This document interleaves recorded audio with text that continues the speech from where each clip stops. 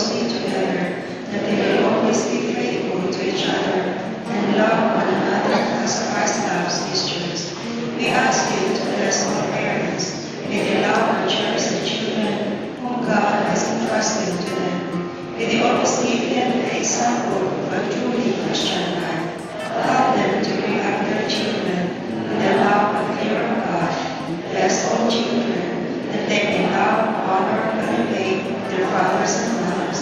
To your loving care, and especially the trust of the youth of today, give us all a sense of responsibility that we may do our part in making our world a heaven.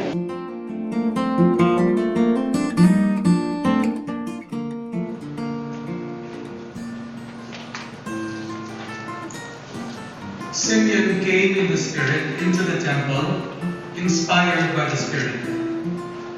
And when the parents brought in the child Jesus to perform the custom of the law in regard to him, he took him into his arms and blessed God, saying, Lord, now let your servant go in peace. Your word has been fulfilled.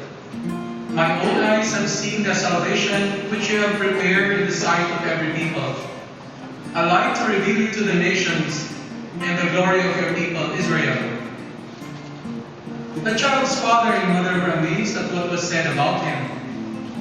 And Simeon blessed them and said to Mary his mother, Behold, this child is destined for the fall and rise of many in Israel, and to be a sign that will be contradicted, and you yourself a sword will pierce, so that the thoughts of many hearts may be revealed.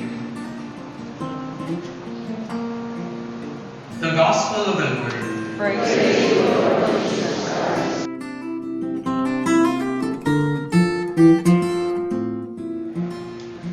With the new congregation, give the congregation a gift, un regalo. So I'm going to give you a gift this afternoon, and my gift is a short homily. Because I believe in the saying, a short homily moves the heart, a long homily moves the chest. But since I came all the way from the Philippines to travel roughly 14 hours to San Francisco, plus few hours to here, I think I'm going to dispense, and I would like to speak only for 15 minutes. After an introduction of 2 hours and a half. At least, as we say in Tagalog, sulit, satisfying, the long, many miles I've covered to be with you this afternoon.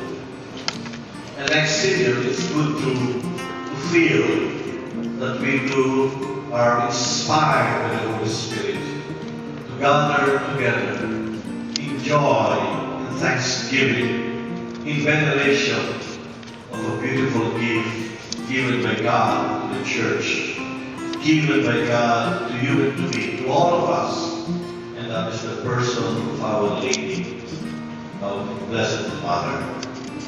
And many of you are my kababayan of the Philippines. You know, we cannot speak of our Filipino faith, our Christian faith for that matter, without the Blessed Mother. She would always enter into the picture.